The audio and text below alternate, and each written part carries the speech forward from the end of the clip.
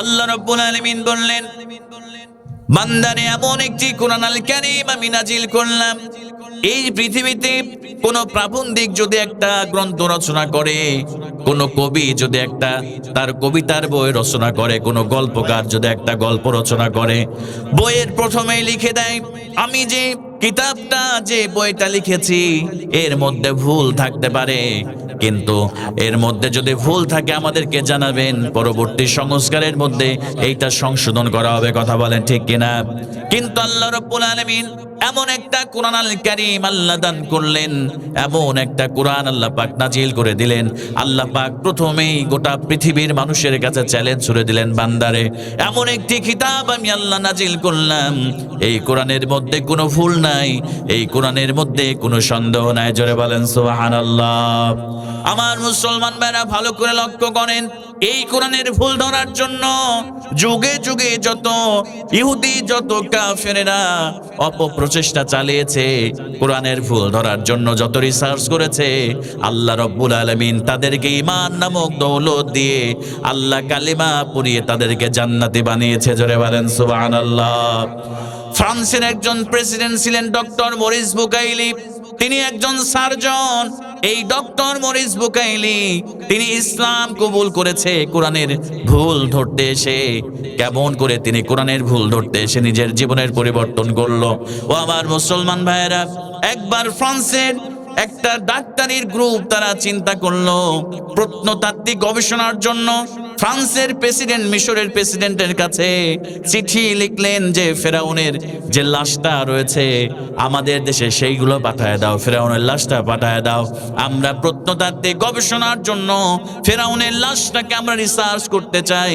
এবার মিশরের প্রেসিডেন্ট কি করলো, ফেরাউনের লাশটা এবার ফ্রান্সের মধ্যে পাঠায় দিল।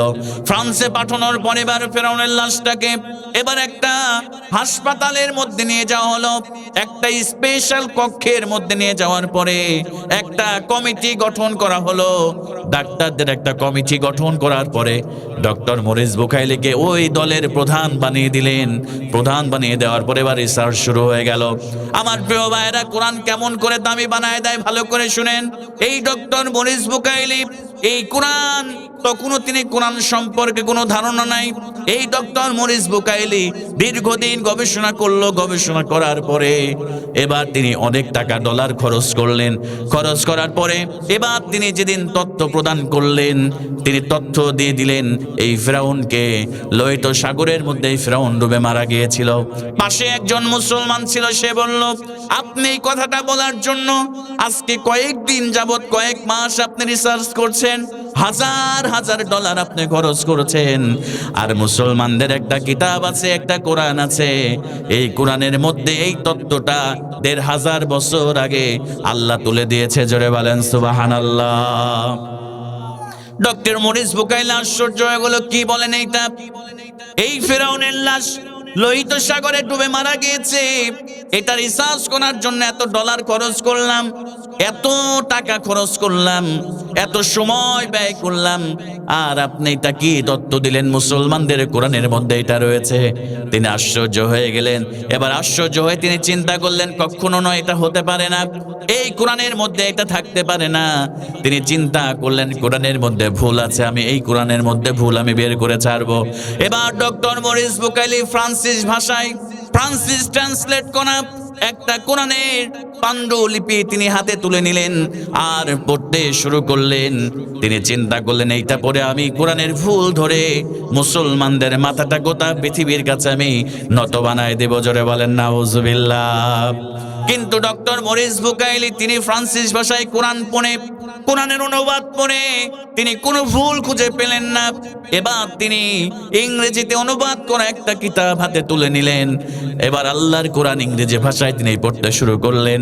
আমার মুসলমান ভাইয়েরা, ইংরেজি ভাষায় তখন যিনি কোরআন পড়লেন তখনও তিনি কোনো ভুল খুঁজে পেলেন না। এবার চিন্তা করলেন, কোরআনের ভাষা যেহেতু আরবি, আমি যদি আরবি ভাষা শিখতে পারি তাহলে খুব সহজেই আমি এই কোরআনের ভুল ধরতে পারবো। আমার মুসলমান ভাইয়েরা ভালো করে লক্ষ্য লক্ষ্য করেন। এবার ডক্টর মরিস বুকাইলি একদিন নয়, 2 দিন নয়, 1 বছর নয়, 2 বছর ধরে তিনি একজন সৌদি আরবের শায়েখের কাছে তিনি প্রাইভেট পড়ে তিনি এবার আরবি গ্রামাটিক্যাল যত নিয়ম আছে, যত রুলস আছে সব কিছু শিখে ফেললেন। এবার তিনি মহা খুশি হয়ে গিয়েছে। এবার খুব সহজেই তিনি কোরআনের ভুল ধরতে পারবে। জোরে বলেন নাউজুবিল্লাহ। আমার মুসলমান ভাইরা, এবার ডক্টর মরিস বুকাইলি বিসমিল্লাহর বা থেকে শুরু করে একটা একটা করে সূরা পড়তে আরম্ভ করলেন। সূরাতুল ফাতিহা পড়তে শুরু করলেন, সূরাতুল বাকারা পড়তে শুরু করলেন। এরপরে একটা একটা করে সূরা পড়তে পড়তে তিনি 114টা সূরা পড়ে শেষ করে ফেললেন। বিসমিল্লাহর বা থেকে নাসের সিন পর্যন্ত তিনি পড়ে শেষ করার পরে, কয়েকবার পড়ার পরে তিনি এবার ঘোষণা দিলেন, এই কোরআনের মধ্যে কোনো ভুল নাই, কোরআনের মধ্যে কোনো সন্দেহ নাই। আমি কোরআনের ভুল ধরতে এসে আমি ডক্টর মরিস বুকাইলি আমার জীবনের ভুল খুঁজে পেয়েছি। আমি কালিমা পড়ে আমি প্রকাশ্যে ঘোষণা দিলাম, আমি মুসলমান হয়ে গেলাম। জোরে বলেন সুবহানাল্লাহ। আমি আমার খুতবার শুরুতেই মহাবিশ্বের মহাবিশ্বয় মহাগ্রন্থ পবিত্র আল কোরআন আল কারীম থেকে ছোট্ট ছোট্ট 2টা আয়াতে কারিমা তেলাওয়াত করেছিলাম। আমি সেখান থেকে আপনাদের সামনে কিছু কথা শেয়ার করার চেষ্টা করব। আল্লাহ পাক যেন আমাদের সবাইকে আমলের নিয়াতে শোনার তৌফিক আল্লাহ পাক দান করেন। আমরা সকলেই পড়ি আল্লাহুম্মা আমিন। প্রিয় ভাইয়েরা, ভালো করে খেয়াল করবেন, বর্তমান সমাজের মধ্যে আমাদের বর্তমান বাংলাদেশের যে প্রেক্ষাপট, এই বাংলাদেশের প্রেক্ষাপটে আমাদের সমাজের মধ্যে, আমাদের দেশের মধ্যে সব থেকে প্রিন্সিপাল ক্রাইসিস বা সব থেকে প্রধান সমস্যা হচ্ছে 2টা। সবাই বলেন তো কয়টা? আর একটু জোরে বলতে হবে, কয়টা? আমাদের বর্তমান সমাজে, বর্তমান দেশের যে পরিস্থিতি বিরাজমান, তাতে 2টা প্রিন্সিপাল ক্রাইসিস বা 2টা প্রধান সমস্যা আমাদের সমাজের মধ্যে, আমাদের ব্যক্তিগত জীবনের মধ্যে এটা বিদ্যমান রয়েছে। তার মধ্যে 1 নাম্বার হচ্ছে আমাদের বর্তমান যে প্রিন্সিপাল ক্রাইসিস, সেটি হচ্ছে যে আমাদের আল্লাহর ভয় আমাদের অন্তরের মধ্যে নাই। কথা বলেন ঠিক কিনা? আমি কি কথা ভুল বলেছি? আল্লাহর ভয় আমাদের অন্তরের মধ্যে নাই। আর একজন বান্দা যখন আল্লাহর ভয় তার অন্তরে থাকে না, তখন তার দ্বারা দুনিয়াতে যত পাপ কাজ আছে, যত অপরাধের কাজ আছে, দুনিয়াতে যত খারাপ কাজ আছে, তার দ্বারা করা সম্ভব হয়। কথা বলেন ঠিক কিনা? তাহলে 1 নাম্বার যে মেইন যে সমস্যা আমাদের সমাজ, আমাদের দেশের মধ্যে, সেটি হচ্ছে আমাদের অন্তরে আল্লাহর ভয় নাই।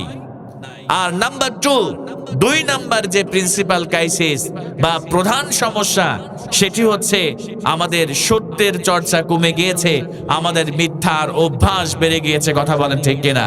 আমরা বর্তমানে মিথ্যা বলতে স্বাচ্ছন্দ্য বোধ করি, আমরা সত্যকে ছেড়ে দিয়েছি, আমরা হককে ছেড়ে দিয়েছি। এজন্য আজকে আমাদের মধ্যে, আমাদের সমাজের মধ্যে আজকে আমরা লাঞ্ছিত হচ্ছি, আমরা অপমানিত হচ্ছি। কথা বলেন ঠিক কিনা? এজন্য আমার প্রিয় ভাইরা, ভালো করে লক্ষ্য করেন, বর্তমানে সমাজের মধ্যে 2টা জিনিস খুঁজে পাওয়া যায় না। আমাদের মধ্যে 1 নম্বরে আল্লাহর ভয় নাই, আর 2 নম্বরে আমরা হক কথা বলা, আমরা সত্য বলা ছেড়ে দিয়েছি। কথা বলেন ঠিক কিনা? আমি আমার খুতবার শুরুতেই এই 2টা বিষয় নিয়ে যে আয়াতে কারিমা তেলাওয়াত করেছি, সূরাতুল আহজাবের 70 এবং 71 নম্বর আয়াতে কারিমার মধ্যে আল্লাহ পাক অর্ডার করলেন। আল্লাহ রাব্বুল আলামিন বলেন, ইয়া আইয়ুহাল্লাযীনা আমানুত্তাকুল্লাহ ওয়া কুলু কাওলান সাদীদা। জোরে বলেন আল্লাহু আকবার। আল্লাহ রাব্বুল আলামিন বললেন, ইয়া আইয়ুহাল্লাযীনা আমানু, এই পৃথিবীতে যত মানুষ আমরা আল্লাহকে বিশ্বাস করি, নবীকে বিশ্বাস করি, পরকালকে বিশ্বাস করি, এক কথায় যারা নিজেদেরকে ইমানদার বলে দাবি করি, আল্লাহ এই পৃথিবীর সমস্ত ইমানদারদেরকে ডাক দিলেন, ইয়া আইয়ুহাল্লাযীনা আমানুত্তাকুল্লাহ, ও দুনিয়ার ইমানদারেরা, একমাত্র কেবলমাত্র আমি আল্লাহকে তোমরা ভয় করো। জোরে বলেন সুবহানাল্লাহ। আল্লাহ রাব্বুল আলামিন 1 নম্বরে সমস্ত ইমানদারদেরকে জানাই দিলেন, ও আমার ইমানদার বান্দারা, এজন্য আমি আল্লাহ বললাম তোমাদের মধ্যে আমার ভয় নাই, আমার তাকওয়া তোমাদের মধ্যে নাই। এজন্য আল্লাহ রাব্বুল আলামিন এক নম্বরে যে অর্ডারটা আমাদের জন্য করলেন সেটা হলো আমাদেরকে আল্লাহ রাব্বুল আলামিনকে ভয় করতে হবে। জোরে বলেন সুবহানাল্লাহ। শুধু তাই নয়, আল্লাহ রাব্বুল আলামিন এবার পরের অংশে সুন্দর করে জানাই দিলেন, বান্দারে শুধু আমাকে ভয় করলে হবে না, ওয়াকুলু কওলান সাদীদা, তোমাদেরকে সদা সর্বদা সত্য কথা বলতে হবে, হক কথা বলতে হবে। জোরে বলেন সুবহানাল্লাহ। আমার মুসলমান ভাইরা, আল্লাহ রাব্বুল আলামিন কোরআন আল কারীমের মধ্যে বললেন তোমরা আল্লাহকে ভয় করো, আর তোমরা 2 নম্বরে সত্য কথা বলো, হক কথা বলো। এবার আল্লাহ রাব্বুল আলামিনের হাবিব বিশ্বনবী সাল্লাল্লাহু আলাইহি ওয়াসাল্লাম এই ব্যাপারে তিনি আবার বর্ণনা করে দিয়েছেন। হযরত আবু সাঈদ খুদরি রাদিয়াল্লাহু তাআলা আনহু তিনি একদিন আল্লাহর নবীজির সঙ্গে যোহরের নামাজ আদায় করলেন। আমার নবীজি নামাজ শেষ করে সমস্ত সাহাবীদের দিকে মুখ ঘুরিয়ে বসলেন। আমার নবীজি বিশ্বনবী মুহাম্মদুর রাসূলুল্লাহ সাল্লাল্লাহু আলাইহি ওয়াসাল্লাম সমস্ত সাহাবীদেরকে ইশারা করলেন, ও আমার সাহাবীরা তোমরা কেউ যেও না, তোমরা সবাই বসে যাও, আমি আল্লাহর পক্ষ থেকে তোমাদেরকে আমি এই মুহূর্তে 2টা নসিহত আমি রাসূল করব। জোরে বলেন সুবহানাল্লাহ। বিশ্বনবী সাল্লাল্লাহু আলাইহি ওয়াসাল্লাম বলেন, ইন্নাল্লাহা আমারনি, নিশ্চয় আমার আল্লাহ আমাকে আদেশ করেছে, আন আমুরাকুম, আমি যেন তোমাদেরকে এই 2টা জিনিস জানাই দেই। আল্লাহ নবীজি বিশ্বনবী সাল্লাল্লাহু আলাইহি ওয়াসাল্লাম বলেন, 1 নম্বরে আন তাত্তাকুল্লাহ, তোমরা 1 নম্বরে আল্লাহকে ভয় করবে, আর 2 নম্বরে ওয়া তাকুলু কওলান সাদীদা, আর তোমরা 2 নম্বরে তোমরা সদা সর্বদা সত্য কথা বলবা, হক কথা বলবা। আল্লাহ কোরআনের মধ্যে বললেন, আমার বিশ্ব নবী সাল্লাল্লাহু আলাইহি ওয়াসাল্লাম তিনি আবার হাদিসের মধ্যে এই 2টা বিষয়ের জন্য নসিহত করেছে। জোরে বলেন সুবহানাল্লাহ। এজন্য আমার মুসলমান ভাইরা ভালো করে লক্ষ্য করেন, আপনার মধ্যে যদি আল্লাহর ভয় না থাকে, আপনার মধ্যে যদি তাকওয়া না থাকে, তাহলে আপনি নামাজও পড়বেন, আবার আপনি সুদও খাবেন। কথা বলেন ঠিক কিনা? আপনার মধ্যে যদি আল্লাহর ভয় না থাকে, আপনি নামাজও পড়বেন, আবার ঘুষও খাবেন। আপনার মধ্যে যদি তাকওয়া না থাকে, আল্লাহর ভয় না থাকে, আপনি ভালো ভালো কথা বলবেন, নামাজ পড়বেন, রোজা করবেন, হজ করবেন, কিন্তু জনগণের টাকা, জনগণের অধিকারগুলোকে আত্মসাৎ করতে আপনি কখনো দ্বিধাবোধ করবেন না। কথা বলেন ঠিক কিনা? এজন্য তাকওয়া বড় গুরুত্বপূর্ণ জিনিস। আপনার মধ্যে যদি তাকওয়া থাকে, আল্লাহর ভয় থাকে, আমার কলিজার টুকরা যুবক ভাইরা ভালো করে লক্ষ্য করো, আল্লাহর ভয় যদি কলিজার মধ্যে চলে আসে, আপনার আমার মধ্যে যদি আল্লাহর ভয় থেকে থাকে, ওই বান্দা বান্দির দ্বারা কখনোই খারাপ কাজ কখনো করা সম্ভব নয়। কথা বলেন ঠিক কিনা? আপনার আমার মধ্যে যদি তাকওয়া থাকে, আল্লাহর ভয় যদি থাকে, তাহলে আমরা কখনোই সুদ, কখনোই ঘুষ, কখনোই মাদক দ্রব্য, আমরা কখনো গুনাহের কাজ আমরা করতে পারবো না। কথা বলেন ঠিক কিনা? আমার মুসলমান ভাইরা, এজন্য তাকওয়াবান হতে হবে, আল্লাহর ভয় অন্তরের মধ্যে নিয়ে আসতে হবে। ও আমার কলিজার টুকরা যুবক ভাইরা, ভালো করে লক্ষ্য করো, আজকে যুবকদের মধ্যে তাকওয়া খুঁজে পাওয়া যায় না, আল্লাহর ভয় খুঁজে পাওয়া যায় না। কথা বলেন ঠিক কিনা? আজকে দেখবেন যুবকদের হাতে যে অ্যান্ড্রয়েড ফোন আছে না নাই? একটু জোরে বলেন না, যুবকদের হাতে অ্যান্ড্রয়েড ফোন আছে না নাই? আজকে দেখবেন যুবকেরা অ্যান্ড্রয়েড ফোনের মাধ্যমে সারাদিন বসে বসে, গাছতলায় বসে, বাঁশতলায় বসে, রাস্তার উপরে বসে বসে যুবকেরা এই অ্যান্ড্রয়েড ফোনের মধ্যে ফ্রি ফায়ার আর পাবজি খেলে। এরকম যুবক আছে না নাই? কথা বলেন না, কিনা এরকম যুবক আছে না নাই? ও আমার কলিজার টুকরা যুবক ভাইয়েরা, তাদের মধ্যে যদি তাকওয়া থাকতো, আল্লাহর ভয় যদি যুবকদের মধ্যে থাকতো, কখনো তারা ফ্রি ফায়ার পাবজি খেলে সময় নষ্ট করতো না।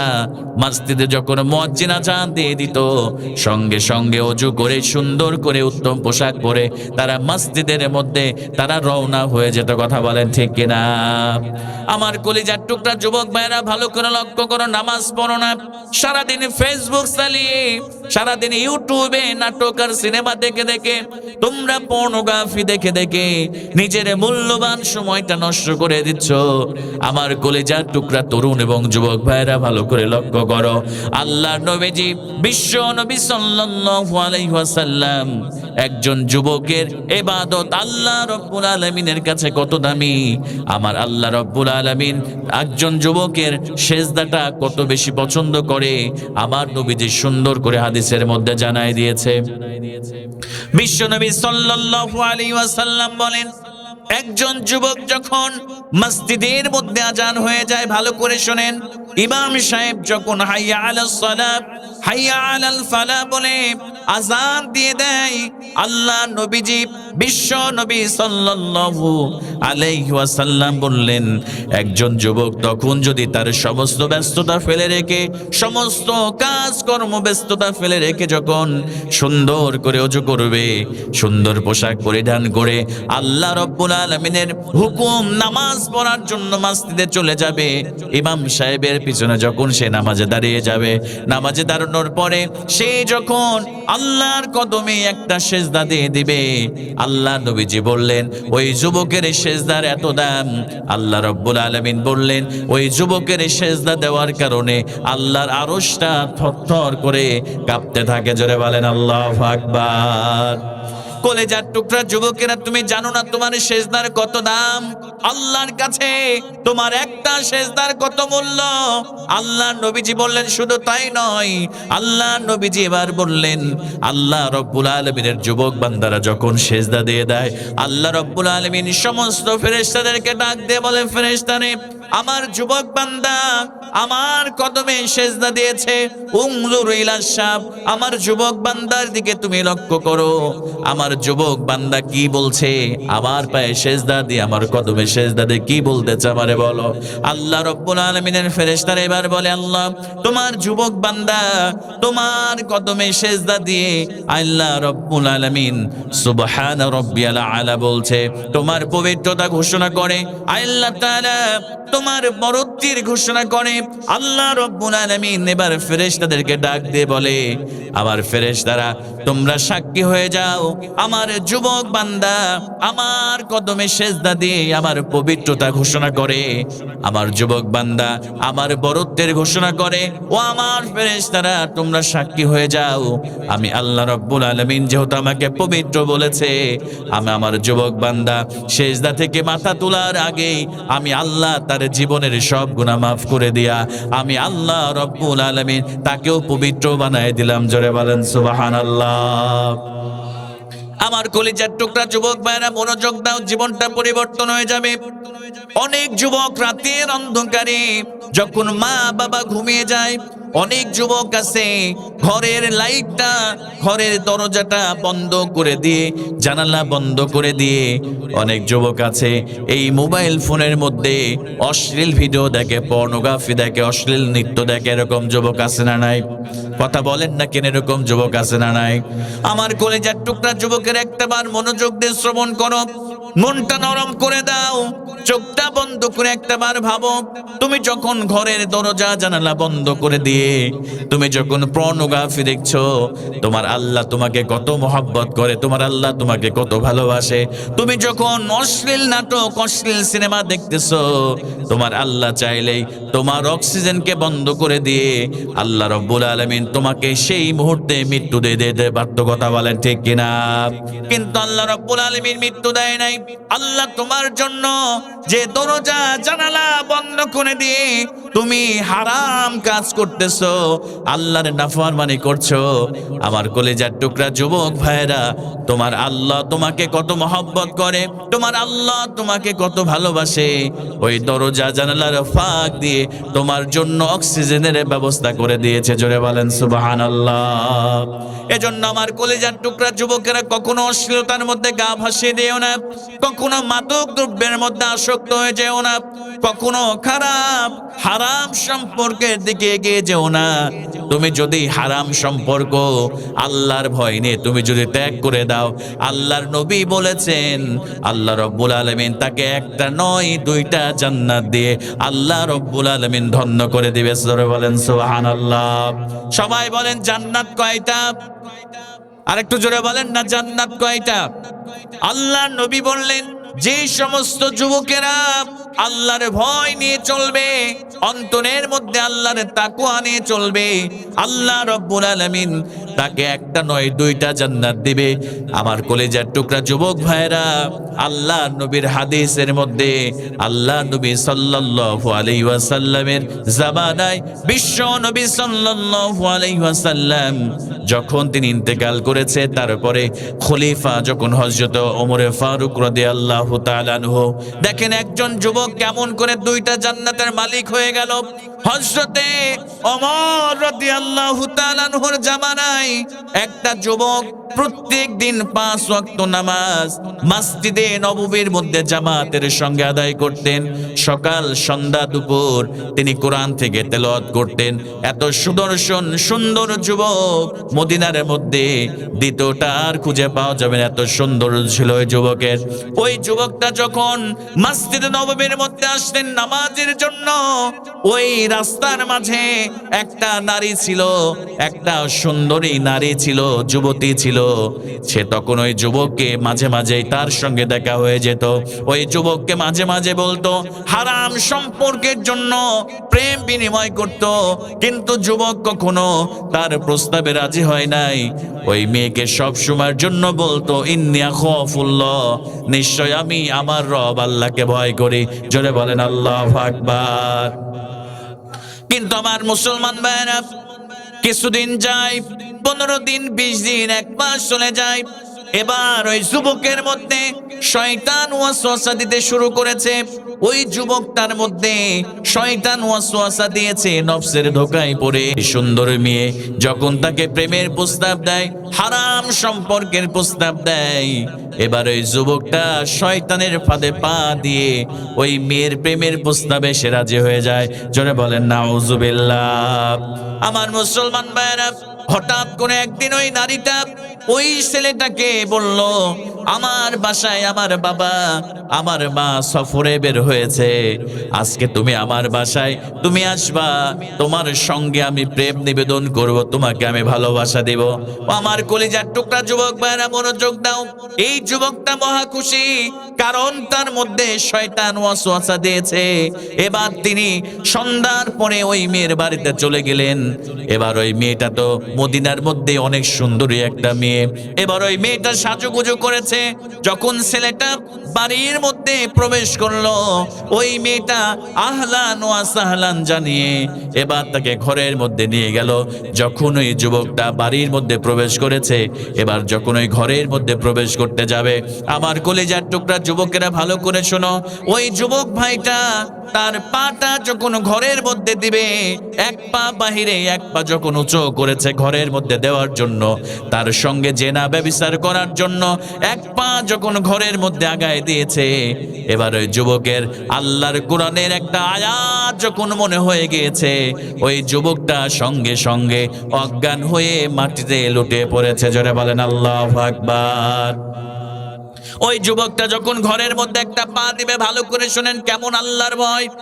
যখন ওই যুবকটা একটা চৌকাঠের বাহিরে তার পা, আর একটা পা যখন ভিতরে, এবার ওই যুবকের সূরাতুল আরাফের 7 নম্বর সূরা 201 নম্বর আয়াতে কারিমা তার অন্তরের মধ্যে চলে এসেছে।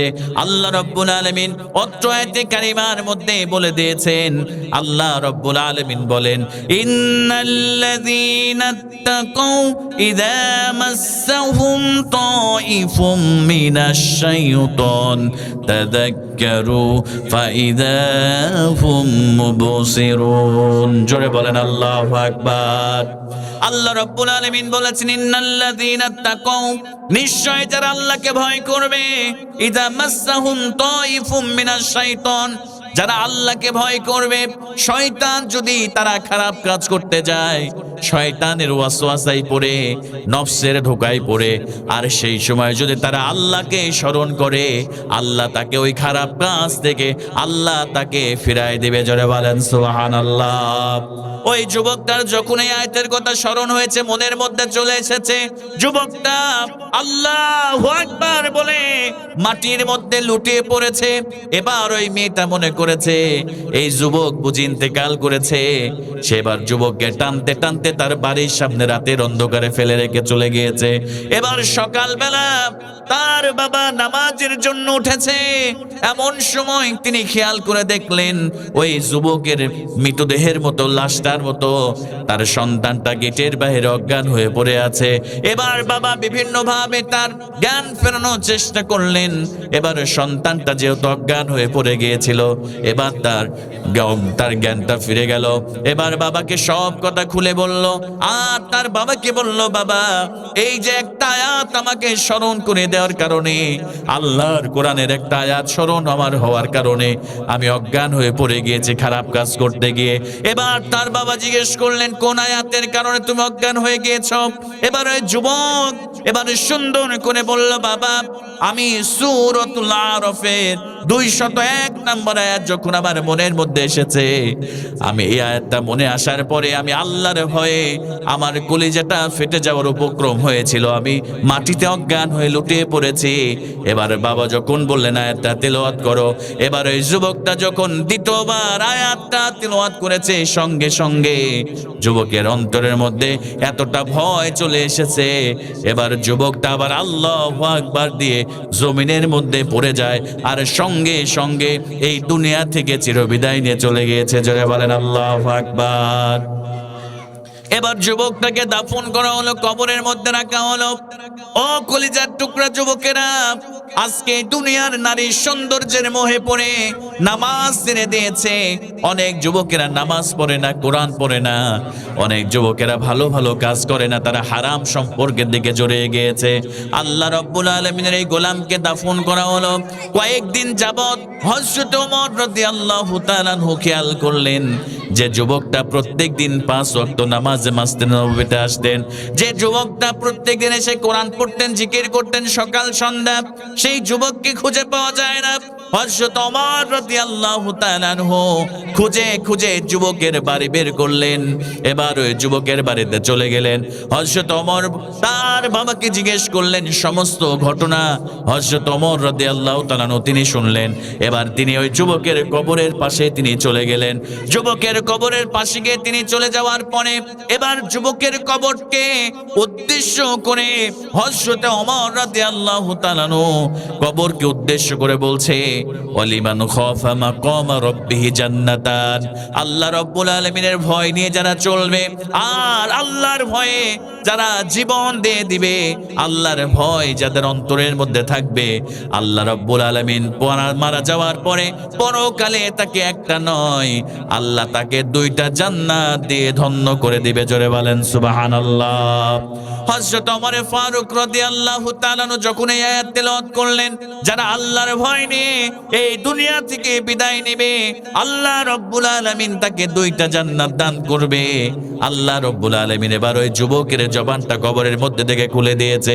ওই যুবকটা হযরতে ওমরকে ডাক দিয়ে বলে, খলিফাতুল মুসলিমিন, আমিরুল মুমিনিন, আল্লাহ রাব্বুল আলামিন আমাকে অলরেডি 2টা জান্নাতের মালিক বানায়া দিয়া আমাকে ধন্য করে দিয়েছে। জোরে বলেন সুবহানাল্লাহ। এজন্য আল্লাহ রাব্বুল আলামিন বললেন, ইয়া আইয়ুহাল্লাযীনা আমানুত্তাকুল্লাহ, হে আমার ঈমানদার বান্দারা, তোমরা আমাকে ভয় করো, আমাকে আমার ব্যাপারে তাকওয়া অবলম্বন করো। কারণ মুসলমান ভাইয়েরা, আপনার মধ্যে যদি আল্লাহর ভয় থাকে, আপনার মধ্যে যদি তাকওয়া থাকে, আপনার মধ্যে যদি পরহেজগারিতা থাকে, তাহলে আপনার দ্বারা কখনো খারাপ, কখনো অপরাধ, কখনো অন্যায় কাজ করা আপনার দ্বারা কখনো সম্ভব হবে না। কথা বলেন ঠিক কিনা? তাকওয়ার উদাহরণ দেওয়ার জন্য একটা হাদিস থেকে আপনাদের ঘটনা শোনাই। তাকওয়াটা কি এটা বুঝতে পারবেন। হযরত আব্দুল্লাহ ইবনে ওমর রাদিয়াল্লাহু তাআলা আনহু তিনি একদিন ঘর থেকে বের হলেন কিছু সংখ্যক তার সঙ্গী সাথী নিয়ে। তিনি পাহাড়ের পাদদেশে তিনি বেড়াতে বের হলেন মুসাফির অবস্থায়। তিনি সফর করতে করতে ক্লান্ত হয়ে গেল। আমার মুসলমান ভাইরা ভালো করে লক্ষ্য করেন, তাকওয়া কি এই ঘটনার মাধ্যমে বুঝতে পারবেন। হযরতে আব্দুল্লাহ ইবনে ওমর রাদিয়াল্লাহু তাআলা আনহু তিনি এবার মুসাফির, তিনি সফর করতে করতে ক্লান্ত হয়ে গেলেন। তিনি একটা পাহাড়ের পাদদেশে একটা ছায়াযুক্ত জায়গা দেখে তিনি বসে পড়লেন। বসে পড়ার পরে এবার তিনি তার কাছে যে খাবারগুলো ছিল, পানীয়গুলো ছিল, দস্তরখানা বিছে খাবারগুলো বিছিয়ে ফেললেন। খাবারগুলো দস্তরখানার উপরে রাখলেন, পানীয় রাখলেন। এমন সময় তিনি খেয়াল করে দেখলেন একটা রাখাল মেষ চড়াচ্ছে, ছাগল চড়াচ্ছে। তিনি অত্যন্ত ক্লান্ত পরিশ্রান্ত অবস্থায় ছাগলগুলোকে দেখাশোনা করছে। হযরত আব্দুল্লাহ ইবনে ওমর রাদিয়াল্লাহু তাআলা আনহু এবার ওই রাখাল যুবককে ডাকলেন, ও রাখাল যুবক, প্রচন্ড রোদ পড়তেছে, তুমি তো ক্লান্ত হয়ে গিয়েছো, ঘেমে গিয়েছো, আসো তুমি একটু আমাদের সঙ্গে রেস্ট করো। আর তুমি আমাদের সঙ্গে ভালো ভালো খাবার রয়েছে, পানীয় রয়েছে, তুমি আমাদের সঙ্গে সেই খাবার আর পানীয়তে অংশগ্রহণ করো। জোরে বলেন সুবহানাল্লাহ। এবার ওই রাখাল ডাক দিয়ে বলে, মুসাফির আমি আপনারে চিনি না। ও মুসাফির, আপনার খাবারগুলো আপনি খান, আপনার কাছে সুস্বাদু খাবার আছে, পানীয় আছে, আপনি সেইগুলো আহার করেন, সেইগুলো খান। আপনি শুনে নেন, আমি রাখাল, আমি আল্লাহর ভয়ে, আমি আল্লাহ রব্বুল আলামিনের তাকওয়া অবলম্বন করে আমি সেই বিচার দিবস থেকে মুক্তি পাওয়ার জন্য যেই দিন কেউ কারো কোনো কাজে আসবে না। ইয়াউমা ইয়াফিরুল মারউ মিন আখিহি, যেই দিন ভাই তার ভাইকে ভুলে যাবে, ওয়া উম্মিহি, যেই দিন মা তার সন্তানকে ভুলে যাবে, ওয়া আবিহি, যেদিন তার বাবা সন্তানকে ভুলে যাবে, ওয়া সাহিবাতিহি, যেদিন মানুষগুলো তার স্ত্রীর কাছ থেকে পলায়ন করবে, ওয়া বানিহি, যেদিন মানুষগুলো তার সন্তানের কাছ থেকে পলায়ন করবে, যেদিন সূর্যটা মাথার উপরে চলে আসবে। রাখাল ডাক দিয়ে বলে, ওই যে কিয়ামতের দিন সূর্যটা যখন মাথার উপরে চলে আসবে, কেউ কাউকে চিনবে না, মানুষগুলোর মগজগুলো টকবক করে ফুটতে থাকবে, কারো বা নাক দিয়ে বের হবে, কারো বা মুখ দিয়ে বের হবে, কারো বা কান দিয়ে বের হবে, মানুষ তৃষ্ণা পেয়ে জিহ্বাগুলো বের হয়ে যাবে, কারো বা থুতনি পর্যন্ত চলে আসবে, কারো বা বুক পর্যন্ত চলে আসবে, কারো বা নাভি পর্যন্ত চলে আসবে। রাখাল ডাক দিয়ে বলল, ওই কঠিন আযাব থেকে বাঁচার জন্য আমি আজকে রোজা রেখেছি, আমি আপনাদের সঙ্গে খাবারে অংশগ্রহণ করতে পারবো না। মুসাফির ও প্রতীক ভাই, আপনি আপনার খাবার খেয়ে আপনি ওখানে বিশ্রাম করেন, আমি দায়িত্ব পালন করছি। হযরত আব্দুল্লাহ ইবনে ওমর রাদিয়াল্লাহু তাআলা ওই রাখালের তাকওয়া দেখে আশ্চর্য হয়ে গেলেন। একটা রাখাল, সে রাখাল মেষ চড়াচ্ছে, ছাগল চড়াচ্ছে, তার মধ্যে ক্লান্তি ভাব, তার মধ্যে শরীরটা ঘেমে গিয়েছে। আব্দুল্লাহ ইবনে ওমর রাদিয়াল্লাহু তাআলা আশ্চর্য হয়ে গেলেন, এই রাখালের ঈমান এত মজবুত। এবার আব্দুল্লাহ ইবনে ওমর চিন্তা করলেন, আমি রাখালের ঈমানটা পরীক্ষা করে দেখতে চাই, আসলে তার মধ্যে আসলেই সত্যি সত্যি তাকওয়া আছে কিনা। এবার আব্দুল্লাহ ইবনে ওমর রাদিয়াল্লাহু তাআলা রাখালকে এবার প্রশ্ন করলেন, রাখাল ভাই আমাদের সঙ্গে খাবে না? রাখাল বললেন না। এবার আব্দুল্লাহ ইবনে ওমর বললেন, ও রাখাল ভাই, তোমার কাছে অনেক ছাগল আছে। আব্দুল্লাহ ইবনে ওমর রাদিয়াল্লাহু তাআলা তার ঈমানটাকে, তার তাকওয়াকে পরীক্ষা করার জন্য এবার বলছে, তোমার কাছে অসংখ্য ছাগল আছে, ও রাখাল ভাই, তুমি ওই ছাগলের মধ্য থেকে আমার কাছে একটা ছাগল বিক্রি করে দাও। তুমি আমার কাছে একটা ছাগল বিক্রি করে দাও, তোমারে কিছু টাকা দিব, এরপরে তোমাকে কিছু গোশত হাদিয়া দিব। বাড়িতে যাওয়ার পরে গোশতগুলো তোমার বাড়ির যারা আহলে বায়েত রয়েছে, তোমার স্ত্রী সন্তানদের সাথে করে তুমি মজা করে খাবারগুলো, গোশতগুলো তুমি রান্না করে খাবে। এবার রাখাল ডাক দিয়ে বলে, ও পথিক, আপনি যা বলেছেন এই পর্যন্তই থাকেন, আর সামনে বাড়াবেন না, কারণ আমি রাখাল, আমি একজন মালিকের মেষ চড়াই, এইগুলোর মালিক আমি নই। আপনি আমারে যতই টাকা দিতে চান, আপনি আমারে যতই গোশত দিতে চান, আমি একজনের মনিবের কাজ করি, আমি কখনো কখনোই এই কাজ আপনার সঙ্গে করতে পারবো না। এবার আব্দুল্লাহ ইবনে ওমর রাদিয়াল্লাহু তাআলা আরো আশ্চর্য হয়ে গেলেন।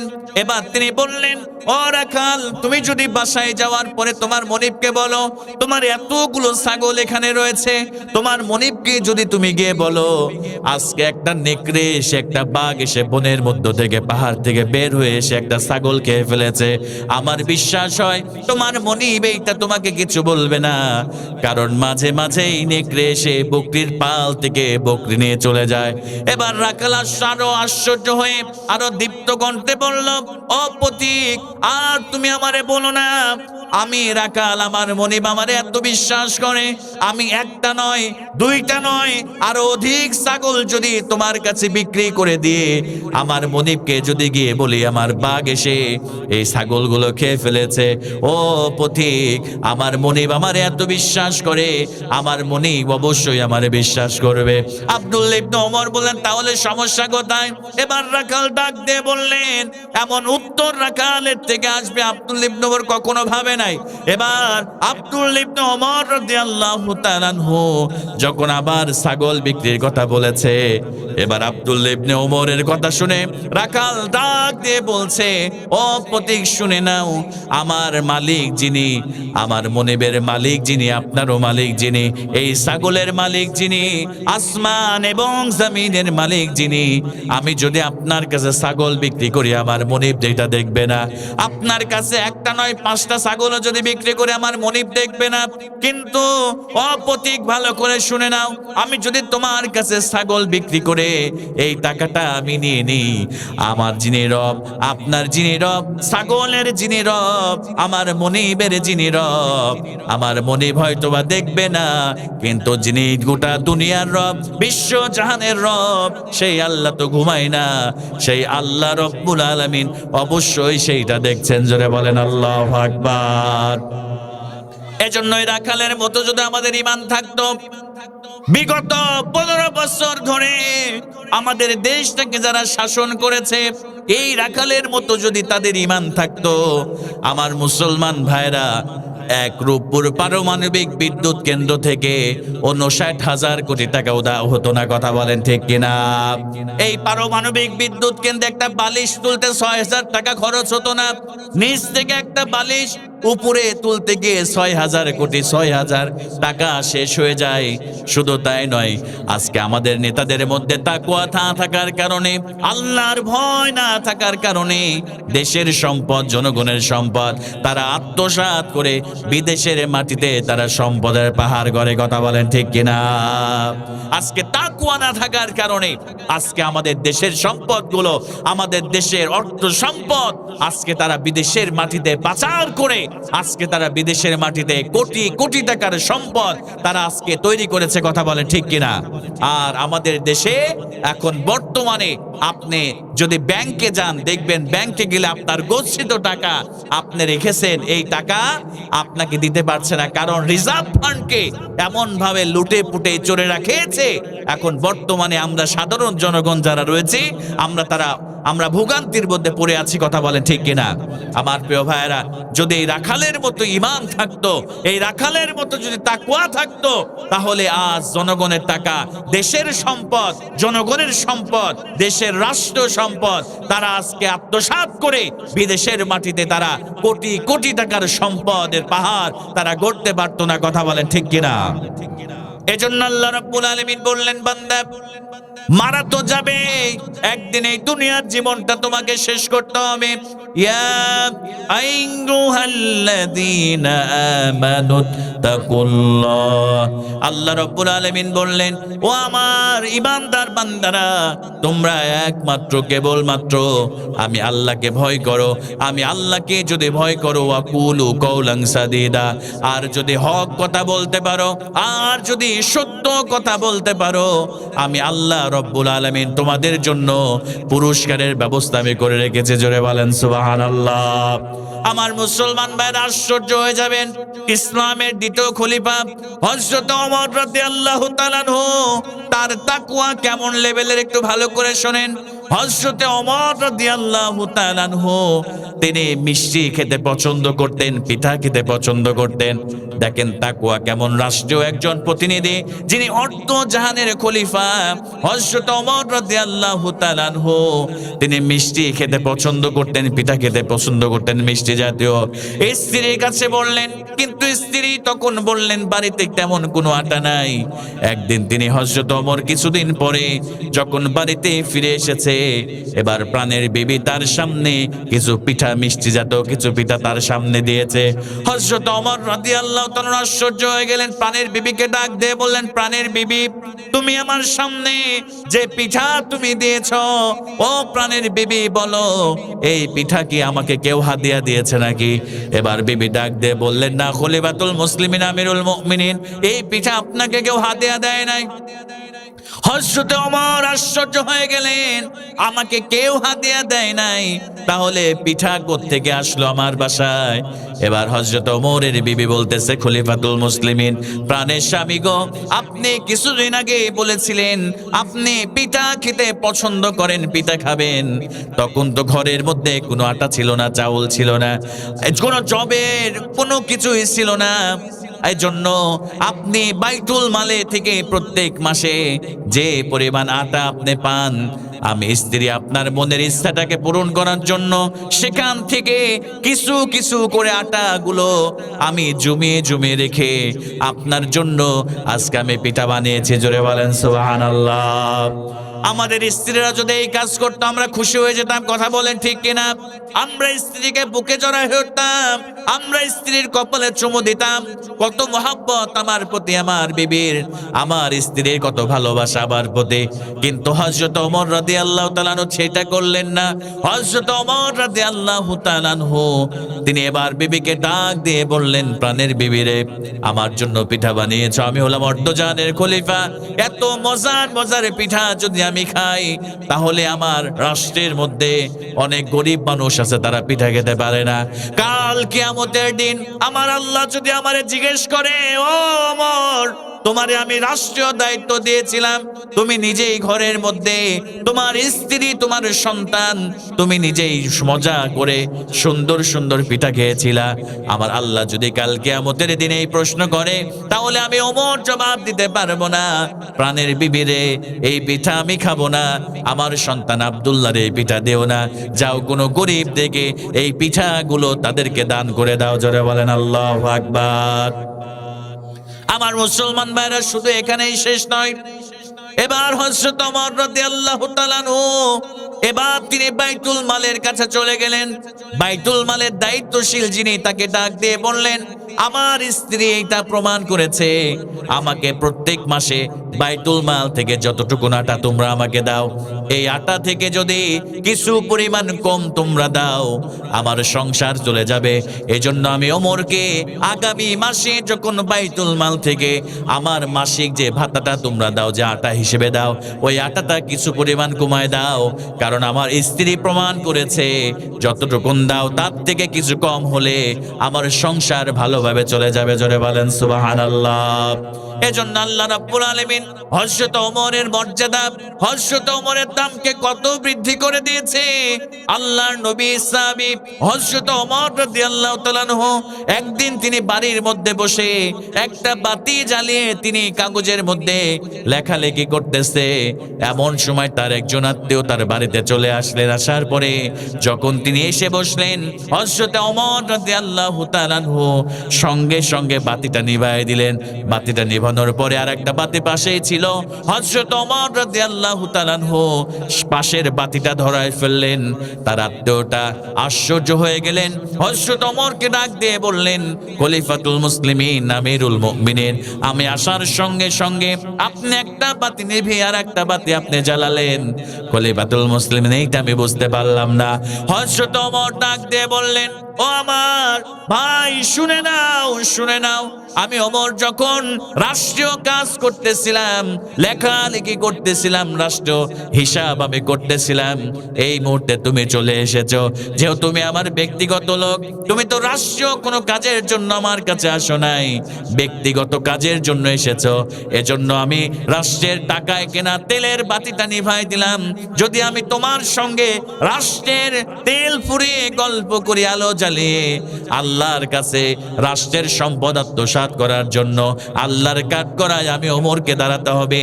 এজন্য আমি রাষ্ট্রের বাতিটা নিভিয়ে দিয়ে আমি যখন তোমার সঙ্গে ব্যক্তিগত আলোচনা করব, এজন্য আমি আমার বাড়ির যে ব্যক্তিগত বাতি আছে আমি সেইটা ধরিয়ে ফেললাম। জোরে বলেন সুবহানাল্লাহ। আমার কলিজার ভাইয়ের জন্যই তো তারা জান্নাতের সুসংবাদ পেয়েছে। বিশ্বনবী সাল্লাল্লাহু আলাইহি ওয়াসাল্লাম যখন মেরাজের মধ্যে গিয়েছিলেন, ভালো করে শুনেন, এই ওমরের দাম আল্লাহ কত বাড়িয়েছে।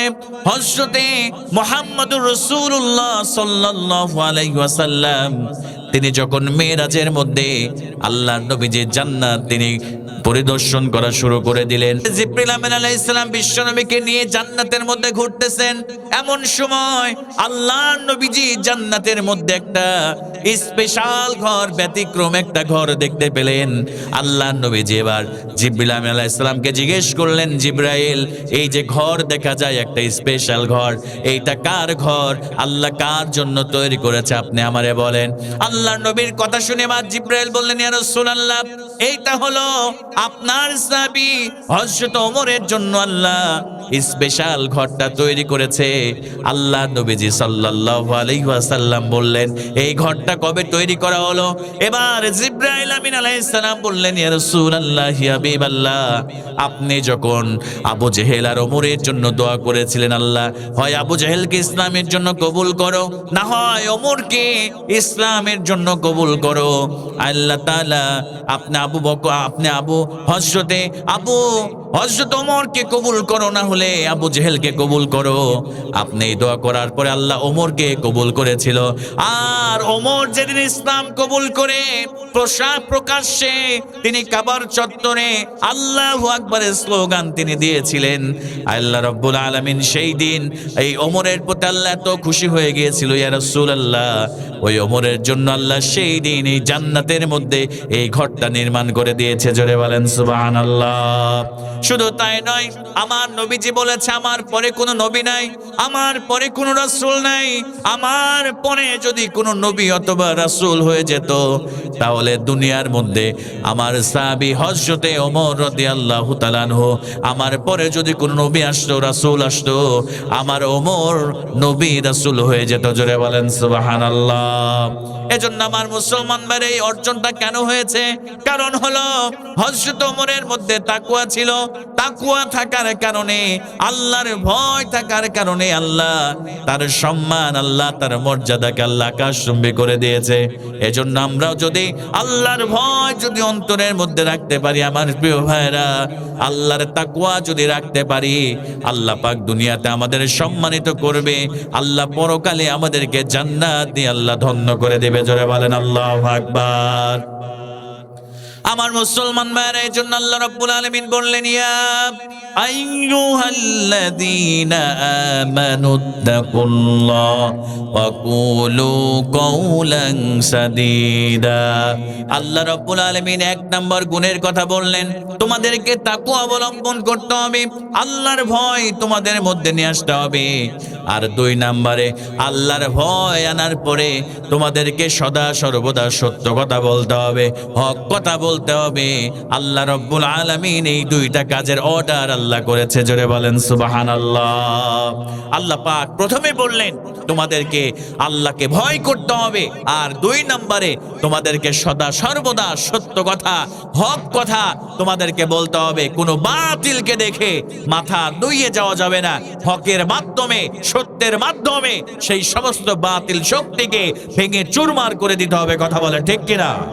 আমার মুসলমান ভাইয়েরা, আমাদের বাংলার জমিনে আমরা দেখেছি, আমরা সত্য বলার অভ্যাস ছেড়ে দিয়েছি, আমরা হক বলার অভ্যাস ছেড়ে দিয়েছি। এজন্য আজকে বাতিল শক্তি এই মুসলমানদের উপরে কর্তৃত্ব দেখিয়ে তারা কোরআনকে আর ইসলামকে এই জমিন থেকে নিশ্চিহ্ন করে দিতে চায়। কথা বলেন ঠিক কিনা? আজকে হক না বলার কারণে আজকে হিন্দুদের একটি সংগঠন ইসকন নামক যে সংগঠন তারা তৈরি করেছে। আজকে চট্টগ্রামের বুকে একজন মুসলমান ভাই অ্যাডভোকেট যে ভাইটা রয়েছে, এই ভাইকে তারা নির্মমভাবে হত্যা করেছে। নাউজুবিল্লাহ বলবেন না? এই ভাইটার অপরাধ ছিল, যারা নও মুসলিম যারা হতো, আমার এই ভাইজান তিনি তাদের পক্ষে তিনি কোর্টের মধ্যে কোনো মামলা হলে তাদের মামলা নিয়ে তিনি কাজ করতো। এজন্য তারা টার্গেট করে এই ভাইকে তারা নির্মমভাবে তারা নির্যাতন করে এই দুনিয়া থেকে বিদায় করেছে। জোরে বলেন নাউজুবিল্লাহ। আমার মুসলমান ভাইরা, আমরা তো মুসলমানেরা সেই জাতি, আমরা হিন্দুদের মন্দিরকে পাহারা দিয়েছি। কথা বলেন ঠিক কিনা? আমরা মুসলমানেরা কোনো দাঙ্গা চাই না, কোনো মারামারি চাই না, কোনো বিশৃঙ্খলা চাই না। কিন্তু আমরা যদি এই হিন্দুদের উপরে আমরা অত্যাচার করতাম, আমরা নির্যাতন করতাম, তাহলে দেখতেন এই বাংলার জমিন থেকে কোনো হিন্দু কিন্তু এই বাংলার জমিনে থাকতে পারতো না। কথা বলেন ঠিক কিনা?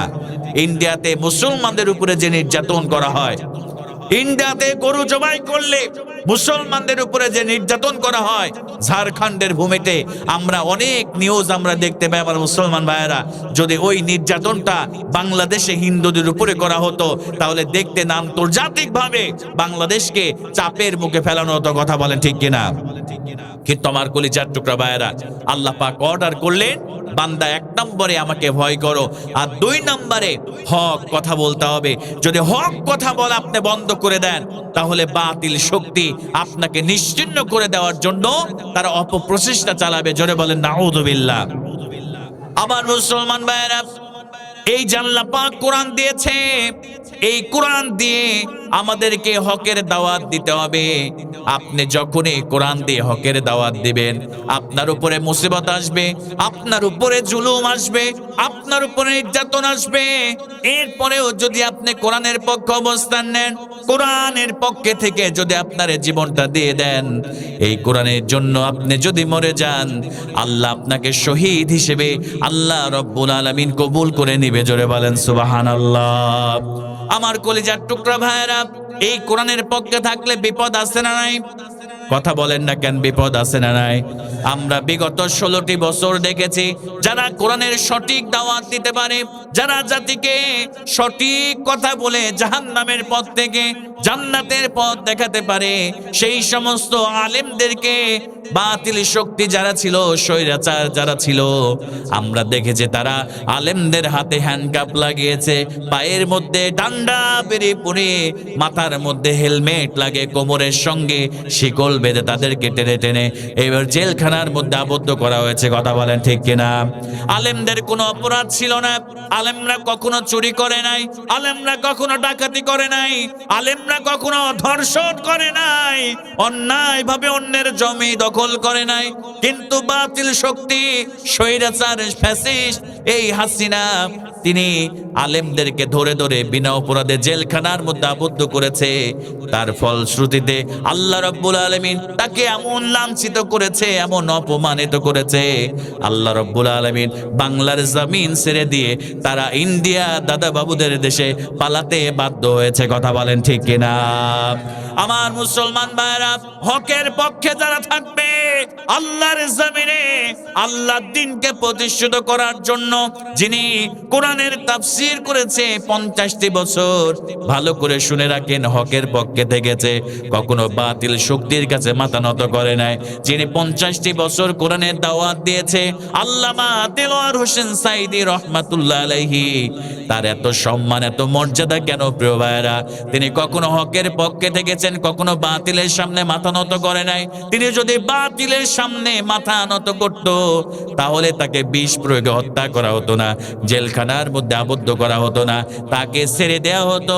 কিন্তু তিনি হকের পক্ষে থাকার কারণে বাতিল শক্তি তাকে এই দুনিয়া থেকে শহীদ করে দিয়েছে। কথা বলেন ঠিক কিনা? আহারে, যার মুখের কণ্ঠের কোরআনের তেলাওয়াত শুনলে, যার মুখের তাফসীর শুনলে এখনো যখন শুনি আল্লামা দেলোয়ার হোসেন সাঈদী রহমাতুল্লাহ আলাইহির যখন আলোচনা শোনা হয় মাঝে মাঝে, এখনো পর্যন্ত তার আলোচনার এমন তাসির গায়ের লোমটা দাঁড়িয়ে যায়। তিনি এত সম্মানিত ব্যক্তি, তিনি মক্কার মধ্যে যে কাবা ঘর রয়েছে, বাইতুল্লাহ রয়েছে, বাংলাদেশে কয়েকজন ব্যক্তি ওই বাইতুল্লাহর মধ্যে ঢোকার সৌভাগ্য হয়েছে। তার মধ্যে অন্যতম একজন হলো আল্লামা দেলোয়ার হোসেন সাঈদী রহমাতুল্লাহ আলাইহি। আল্লাহর এই সম্মানিত বান্দাটাকে আমার কলেজার টুকরা ভাইরা শুধুমাত্র হকের দাওয়াত দেওয়ার কারণে, শুধুমাত্র কালেমার সঠিক ব্যাখ্যা করার কারণে, আল্লাহর জমিনে আল্লাহর দ্বীনকে প্রতিষ্ঠিত করার আন্দোলন করার কারণে এই মনীষীকে, যুগের শ্রেষ্ঠ মুজাদ্দিদকে তারা জেলখানার মধ্যে আবদ্ধ করে হত্যা করতে পারে নাই। তাকে চিকিৎসার নামে বিষ প্রয়োগ করে বাতিল শক্তি তাকে হত্যা করেছে। কথা বলেন ঠিক কিনা?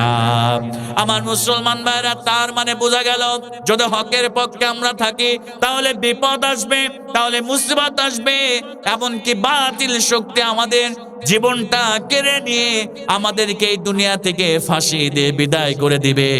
আমার মুসলমান ভাইরা, আমাদের উপরে যতই জুলুম করা হোক, আমাদের উপরে যতই নির্যাতন আর স্টিম রোলার চালানো হোক, আমরা আল্লাহর পক্ষে থাকবো, কোরআনের পক্ষে থাকবো, হক কথা বলবো। আমরা কখনো বাতিলের সাথে আমরা ইতাআত করব না। বাতিলের সামনে মুসলমানেরা কখনো মাথা নত করতে পারে না। কথা বলেন ঠিক কিনা? আল্লাহ পাক বলছেন, আমাকে ভয় করো আর হক কথা বলো। হক কথা আপনি যখনই বলবেন, কারণ হক বড় তিতা জিনিস, সত্য বড় তিতা জিনিস। আপনি যখন এই হক কথা বলবেন, সত্য কথা বলবেন, আপনার উপরে বিপদ আসবে, আপনার উপরে মুসিবত আসবে, এমনকি আপনাকে ফাঁসি দিয়ে বাতিল শক্তি এই দুনিয়া থেকে বিদায় করবে। কথা বলেন ঠিক কিনা? আমার মুসলমান ভাইয়েরা, আপনি সকাল সন্ধ্যা যদি আপনি কালিমার জিকির করেন, ভালো করে লক্ষ্য করেন, সকালবেলা কালিমার জিকির করেন 100 বার, সন্ধ্যাবেলা কালিমার 100 বার যদি জিকির করেন, আপনাকে কোনো বাধা দেওয়া হবে না। আপনাকে আরো আল্লাহর বড় ওলি মনে করা হবে। কত বড় আল্লাহর ওলি সকাল বিকাল জিকির করে। কিন্তু আমার কলিজার টুকরা ভাইরা, ভালো করে লক্ষ্য করেন, আপনি যদি এবার বলেন লা ইলাহা ইল্লাল্লাহ, এবার আপনি যদি জিকির না করে বলেন লা ইলাহা ইল্লাল্লাহ, আল্লাহর হুকুম ছাড়া কারো হুকুম মানি না, লা ইলাহা ইল্লাল্লাহ, সুদ ভিত্তিক ব্যাংকিং ব্যবস্থা বাদ দিতে হবে, লা ইলাহা ইল্লাল্লাহ, সংসদ ভবন কোরআনের আইন দ্বারা চলবে। আবার মুসলমান ভাইরা, এইভাবে যদি কালেমার সঠিক ব্যাখ্যা জাতির সামনে দিয়ে দেন, আল্লাহর কসম করে বলছি, বাতিল শক্তি আপনার পথকে রুখে দিবে, আপনাকে হত্যা করবে, নির্যাতন করবে, আপনাকে ঘরের মধ্যে থাকতে দেওয়া হবে না। কথা বলেন ঠিক কিনা? এজন্য আল্লাহ রাব্বুল আলামিন বললেন, অবশ্যই আমার বান্দারা যারা আমি আল্লাহকে ভয় করবে, তোমরা সত্য কথা বলবে, কারণ তোমরা চিন্তিত হয় না, তোমরা টেনশন করো না। ইন্নাল্লাযীনা ক্বালু রাব্বুনাল্লাহ, আল্লাহ বললেন নিশ্চয় যারা বলবে আমি আমার রব হলো আল্লাহ, সুম্মাস্তাকামু, এরপরে এই কথাটির উপরে যারা ইস্তেকামাত থাকবে, তাদের উপরে যত জুলুম আসবে, তাদের উপরে যত নির্যাতন আসবে, এই কথাটির উপরে যারা ইস্তেকামাত থাকতে পারবে, আল্লাহ রাব্বুল আলামিন বললেন তাতানাজ্জালু আলাইহিমুল মালাইকা, আল্লাহ তাদের জন্য রহমতের ফেরেশতা নাজিল করবে। ওই রহমতের ফেরেশতা বলবে, আল্লাহ তাখাফু ওয়ালা তাহজানু ওয়া আবশিরু বিল জান্নাতিল্লাতী কুনতুম তুআদুন। ওই ফেরেশতারা বলবে, তোমাদের কোনো ভয় নাই, তোমাদের কোনো টেনশন নাই, চিন্তা নাই, তোমরা সেই জান্নাতের সুসংবাদ গ্রহণ করো যে জান্নাতের ওয়াদা আমি আল্লাহ তোমাদের জন্য করেছি। জোরে বলেন সুবহানাল্লাহ। এজন্য আমার মুসলমান ভাইরা, আমাদেরকে দুইটা গুণ অর্জন করতে হবে। এক নাম্বার গুণ হলো আল্লাহ রাব্বুল আলামিন বললেন ইয়া আইয়ুহাল্লাযীনা আমানু তাকুল্লাহ। এক নম্বরে গুণ হলো আপনাকে তাকওয়া অবলম্বন করতে হবে। আর দুই নম্বরে গুণ হলো ওয়াকুলু কওলান সাদীদা, তোমাদেরকে সত্য কথা বলতে হবে, হক কথা বলতে হবে। আল্লাহ রাব্বুল আলামিন বললেন এই দুইটা গুণ যদি অর্জন করো, আমি আল্লাহ তোমাদের জন্য পুরস্কার রেখে দিয়েছি। আল্লাহ রাব্বুল আলামিন বলেন ইউসলিহ লাকুম আ'মালাকুম ওয়া ইয়াগফির লাকুম যুনুবাকুম ওয়া মান ইউতি'ইল্লাহা ওয়া রাসূলাহু ফাকাদ ফাযা ফাওজান আযীমা। জোরে বলেন আল্লাহু আকবার। আল্লাহ রাব্বুল আলামিন বললেন দুইটা গুণ অর্জন করো বান্দা। এক নম্বরে তাকওয়া, দুই নম্বরে সদা সর্বদা হক কথা সত্য কথা বলো। এই দুইটা গুণ যদি অর্জন করতে পারো, আমি আল্লাহ ইউসলিহ লাকুম আ'মালাকুম, তোমাদের আমলের মধ্যে, নেক আমলের মধ্যে যদি কোনো ভুল ত্রুটি থেকে থাকে, আমি আল্লাহ সেইগুলোকে সংশোধন করে দিব। জান্নাতে যাওয়ার জন্য তোমার নেক আমলের মধ্য থেকে আমি খারাপগুলোকে বাদ দিয়ে দিয়ে তোমার আমলগুলোকে সংশোধন করে দিব। এরপরে আল্লাহ বললেন শুধু তাই নয়, আমি আমলগুলোকে সংশোধন করে দিব না, ওয়া ইয়াগফির লাকুম যুনুবাকুম, আমি আল্লাহ তোমাদের জীবনের সব গুনাহগুলোকে আমি আল্লাহ মাফ করে দিব। জোরে বলেন সুবহানাল্লাহ।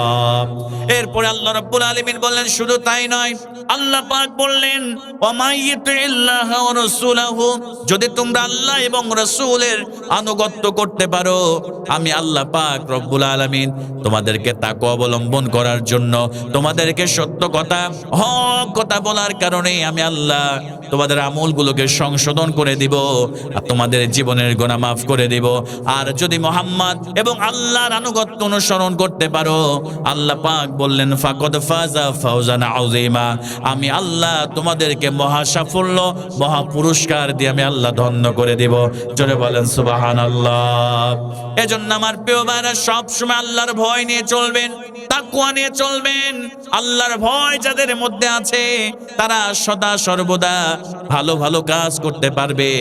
আপনার অন্তরের মধ্যে যদি এমনটা হয়ে যায়, আমার আল্লাহ আমাকে দেখছে, আপনি যখন সুদ খেতে যাবেন তখন যদি মনে করেন আমার আল্লাহ আমাকে দেখছে, দুনিয়ার কোনো মানুষ দেখে না, এই কথাটা যখন আপনার মনে পড়ে যাবে, আল্লাহর কসম করে বলছি যদি অন্তরের মধ্যে তাকওয়া থাকে, আপনি কখনোই সুদ খেতে পারবেন না। কথা বলেন ঠিক কিনা?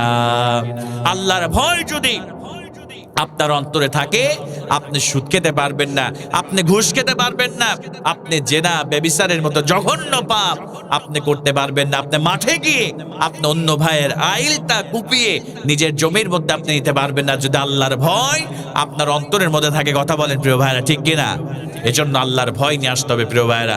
আল্লাহর ভয় যদি কোন বান্দার অন্তরের মধ্যে চলে আসে, সে শ্রেষ্ঠ ওলিতে পরিণত হয়ে যায়, আল্লাহর কাছে সবথেকে দামি ব্যক্তিতে পরিণত হয়ে যায়। জোরে বলেন সুবহানাল্লাহ। আমার মায়েদেরকে উদাত্ত আহ্বান জানাই, মায়েরা আসছে, মায়েদের মধ্যেও তাকওয়া পাওয়া যায় না। অনেক মায়েরা আছে আল্লাহর ভয় নাই, ঘর থেকে যখন মায়েরা বের হয়ে যায়, অনেক মায়েরা বোরকা পরতে চায় না, পর্দা করতে চায় না, বোরকা না করে পর্দা না করে চুলগুলো বের করে দিয়ে অনেক মায়েরা ঘর থেকে বের হয়ে যায়। এরকম মা বোন আছে না নাই? কথা বলেন না কিনা? এরকম মা বোন আছে না নাই?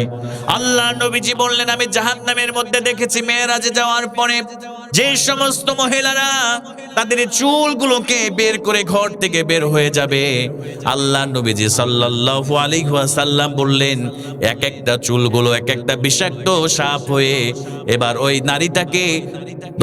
নারীটাকে দংশন করতে থাকবে, কামড়াতে থাকবে। শুধু তাই নয়, আমার কলিজার টুকরা মায়েরা ভালো করে লক্ষ্য করেন, যারা পর্দা করেন না, পর্দা না করে ঘর থেকে যখন বের হয়ে যান, আল্লাহ নবীজি বললেন একজন বোন যখন পর্দা না করে ঘর থেকে বের হয়ে যায়, আল্লাহ নবীজি বললেন ওই নারীটা ঘরে না ফেরা পর্যন্ত তার আমল নামায় ফেরেশতারা ব্যভিচার আর জেনা করলে যে গুনাহ হয় সেই গুনাহ তার আমল নামায় লিপিবদ্ধ করে দেয়। জোরে বলেন নাউযুবিল্লাহ। এজন্য মায়েরা যদি আম্মাজান খাদিজার সঙ্গে জান্নাতের মধ্যে থাকতে চান, আম্মাজান খাদিজার সঙ্গে যদি হাসর নাসর করাতে চান, আমার মায়েরা পর্দা করবেন, নামাজ কখনো ছেড়ে দিবেন না। আল্লাহর নবীজি বিশ্ব নবী সাল্লাল্লাহু আলাইহি ওয়াসাল্লাম বলেন মেয়েদের জন্য জান্নাতে যাওয়া খুব সহজ। আল্লাহর নবীজি বললেন মাত্র 4টা আমল যদি কোনো বোন করতে পারে, কোনো মা করতে পারে, আল্লাহ রাব্বুল আলামিন ফালতাদখুল মিন আইয়াবিল জান্নাতি শাত, আল্লাহ তার জন্য জান্নাতের 8টি দরজা কিয়ামতের দিন খুলে দিবে। আর যে কোন কোন একটি দরজা দিয়ে, ওই মা বোন যেটা মনে চায় সেই দরজা দিয়ে আল্লাহর জান্নাতের মধ্যে প্রবেশ করবে। জোরে বলেন সুবহানাল্লাহ। আমার কলিজার টুকরা মায়েরা ভালো করে লক্ষ্য করেন, আপনারাও লক্ষ্য করেন। আপনার স্ত্রী যদি জান্নাতে হয়ে যায়, আল্লাহকে যদি ডাক দিয়ে বলে, আল্লাহ এই আমলগুলো করতে আমার স্বামী আমাকে সহযোগিতা করেছিল, আল্লাহ তাআলা আমি একা জান্নাতে যেতে চাই না, আমার স্বামীকেও আমার সঙ্গে জান্নাত দিয়ে দাও। এজন্য আপনারাও ভালো করে শুনবেন, আপনারাও তাদেরকে এই আমলগুলো করার জন্য উৎসাহ দিবেন, সহযোগিতা করবেন। আল্লাহ নবীজি বললেন, আল মারআতু ইযা সাল্লাত খামসা, একজন মা যদি 5 ওয়াক্ত নামাজ আদায় করতে পারে, সবাই বলেন কয় ওয়াক্ত নামাজ? আর একটু জোরে বলেন কয় ওয়াক্ত নামাজ? আল্লাহ নবীজি বললেন, একজন মা যদি 5 ওয়াক্ত নামাজ পড়তে পারে সঠিক সময়ে, 5 ওয়াক্ত নামাজ যদি যথা সময়ে সঠিক সময় আদায় করতে পারে, 2 নম্বরে ওয়াসামাত শাহরাহা, রমজান মাসে যদি রোজা করতে পারে, 3 নম্বরে ওয়াসানাত ফারজাহা, এটার 2টা ব্যাখ্যা হতে পারে।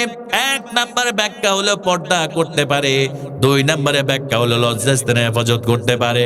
আমার মুসলমান ভাইয়েরা, বর্তমানে মায়েদের চরিত্র, পুরুষদের চরিত্র এমন ভাবে নৈতিক অবক্ষয় হয়েছে, বর্তমানে আমাদের সমাজের মধ্যে একটা মরণব্যাধি, ক্যান্সার নামক মরণব্যাধি আকার ধারণ করেছে। সেটা হলো, আমার নিজের স্ত্রী ভালো লাগে না, অন্যের স্ত্রী ভালো লাগে।